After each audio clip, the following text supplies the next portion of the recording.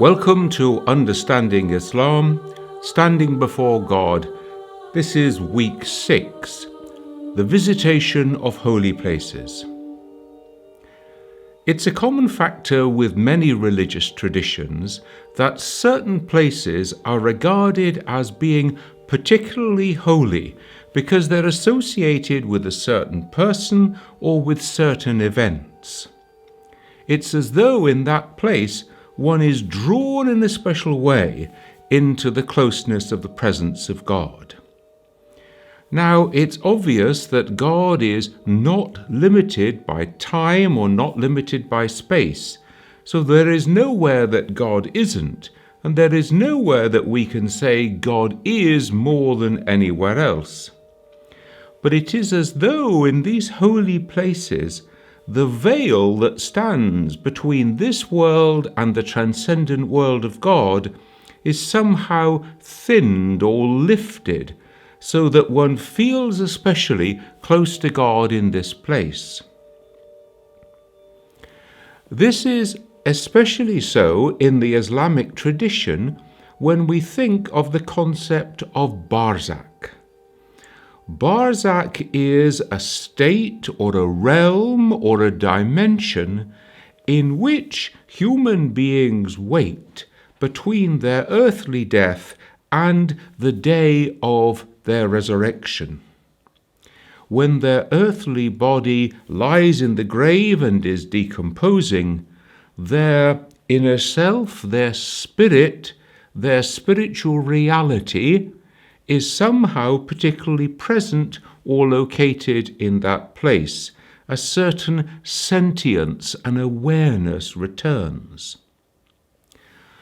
Now, not surprisingly then, in the case of a man or woman of great spiritual excellence, the place where they have been buried becomes a place where people feel close to the presence of God, near their grave, associated with their memory, and therefore people want to go to visit that place.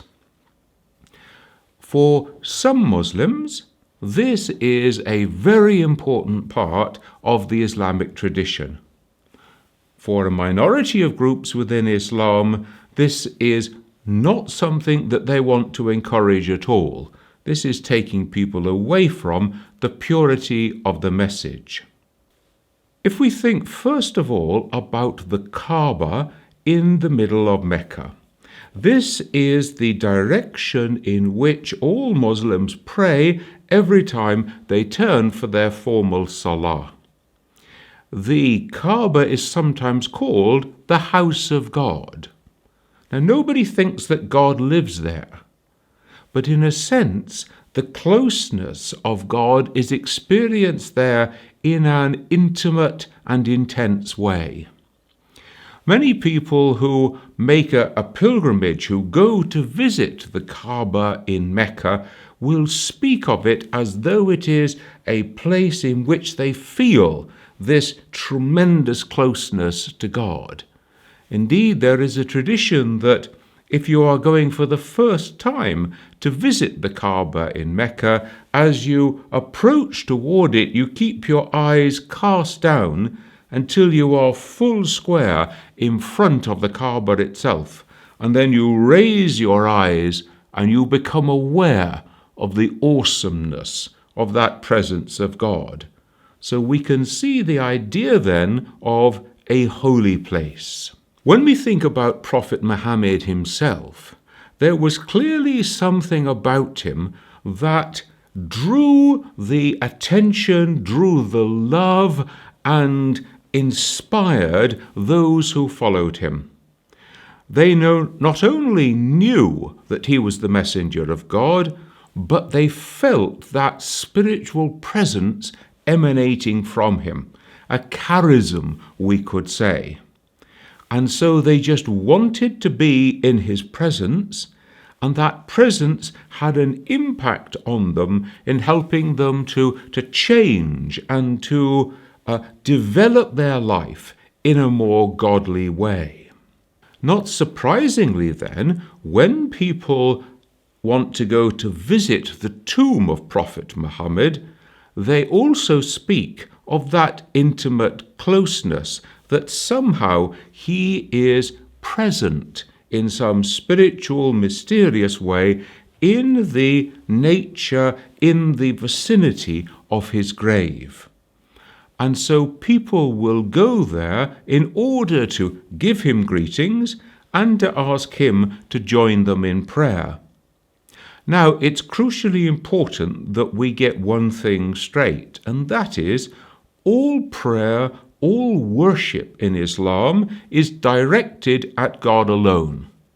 So nobody worships the tomb of Muhammad or any other holy shrine. In the same way, prayer is addressed to God, not to the Prophet or any other person.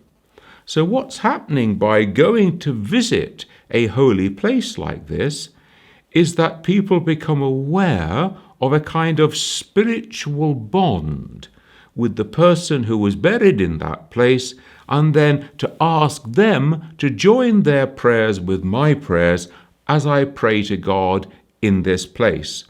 So you'll find, for example, that people going to visit a graveyard, upon entering the graveyard, will send greetings upon all those who are buried there. Not only is the Prophet's grave itself a place that people go to make visitation or ziyarah, but also items that were associated with the Prophet are places that people go and feel close to his presence. So in India, for example, we have pilgrimage centers in which a hair from the Prophet's beard, or in which the footsteps of the Prophet, the imprint of his feet on a stone that has been carried to that place, these are enshrined and people feel close to him in this way. In the area of Mecca and Medina, there are various mosques that have been erected in places where the Prophet was known to pray. And so this presence of the Prophet is not only located in Medina itself, but in a sense one can feel close to him by anything with which he was associated. This idea of a holy place is not just limited to the tomb of the Prophet himself. If one goes to somewhere like India, one is aware that there are hundreds of tombs, often very beautiful shrines or dargah, which have been built in order to commemorate the place where a holy person has been buried. The term that is used here is waliullah, the friends of God, those of spiritual excellence, often Sufi teachers, people who helped others to make the spiritual journey of closeness to God. And so they will be places also for ziyarah or visitation. Now, just as the Prophet attracted a group of companions who followed in his way and example, so these teachers have also attracted a following of people who follow their teachings, their traditions, and who therefore want especially to visit them in the place where they have been buried. The point at which someone dies, one of these waliullah, or friends of God, is spoken of as though it were their wedding day, their wedding with God, or their earth, because now they are united with God in a way which transcends our physical bodies. These often become the days on which large gatherings of people will come to that place. They will pray to God together there. They will remember the waliullah who is buried there. Offerings are given for the upkeep of the shrine. Meals are eaten together. There will be poetry recited. There might be special songs which are sung on this occasion.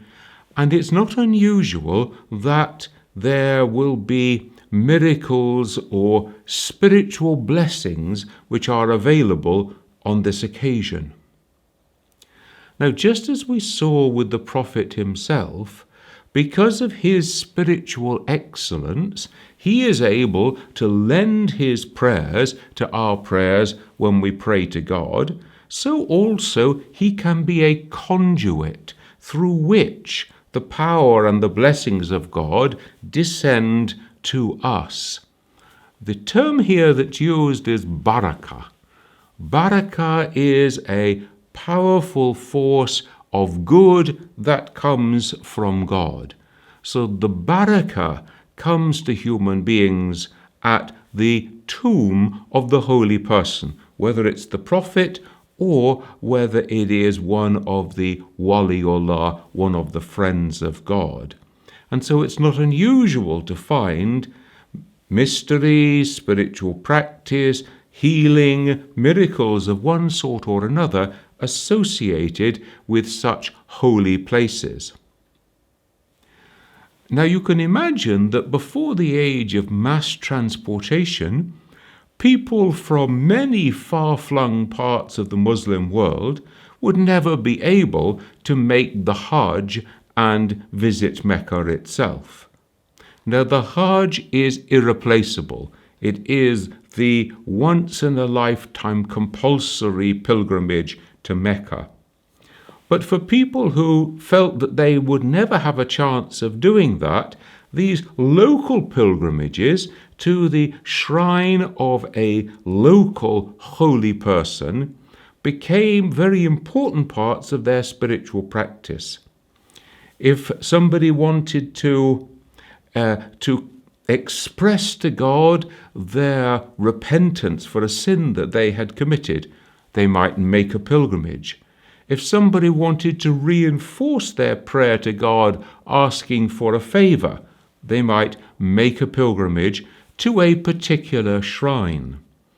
And in a sense, these shrines were held to sanctify a whole area around that place.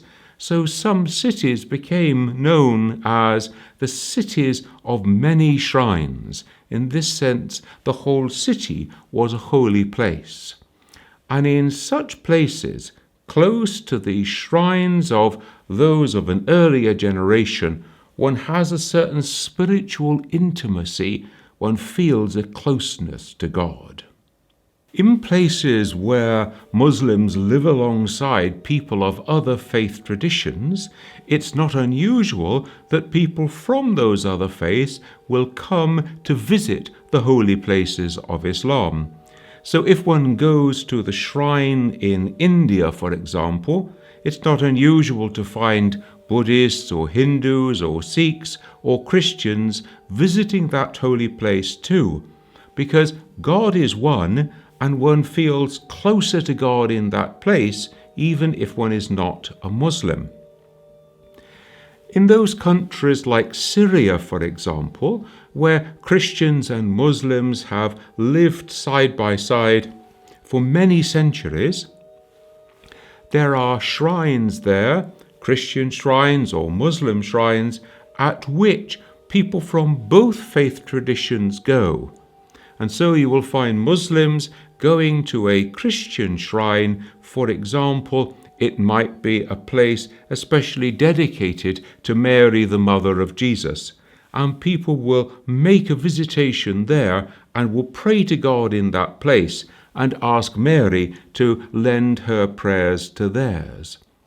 In the same way, in Palestine, there are places associated with the Hebrew prophets that are visited by Jews, by Christians, and by Muslims. So this visitation and closeness to God is not confined to just one faith tradition. There are in many faith traditions, in Islam, in Christianity, for example, those people who have made the ultimate act of obedience and sacrifice to God, who have given their lives in the service of God, the martyrs. And the place where the martyr has been buried often becomes also a place of visitation, a holy place. And in that place, people will pray to God in order to ask that we may have the same strength of faith that the martyr had in offering their life to God, and also that the martyr may be a channel through which the barakah of God can flow to us.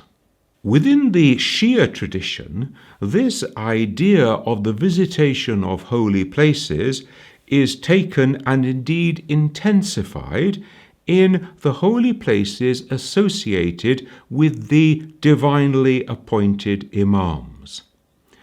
They were people of the highest possible spiritual excellence, and therefore they are the closest to God after the prophets themselves.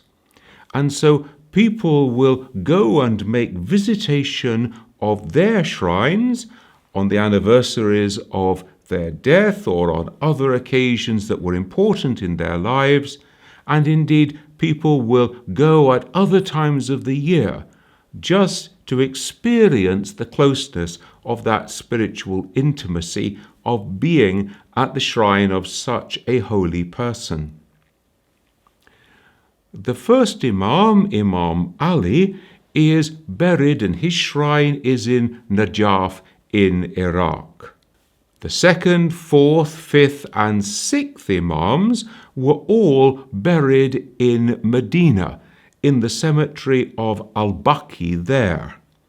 And there was a beautiful shrine erected in their honour, which was destroyed in 1925 by a puritanical group who objected to visitations to such graves.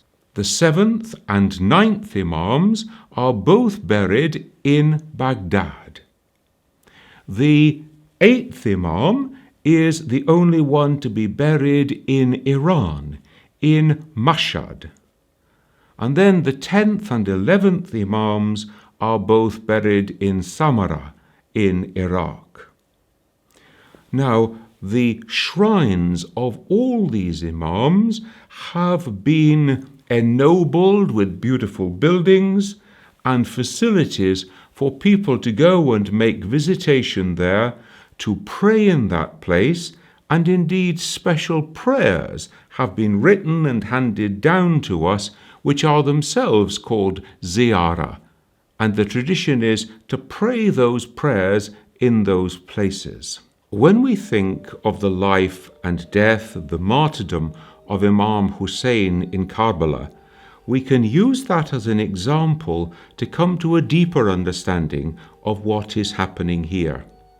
Because this event of the death of Imam Hussein in Karbala is of such great spiritual importance that it is something that is commemorated by Shia Muslims around the world every year in a period of intense mourning and commemoration. When you have something of this spiritual magnitude before God, it is something that is, as it were, lifted into the presence of God. It is taken out of a historical context. It happened in a certain year, in a certain place, and it is lifted into what we call meta-history, something beyond history itself. If you think of it this way, God is outside of time, God is outside of space, so there is no past tense with God. So an event of this sort is constantly present with God. Now, we also are constantly present with God.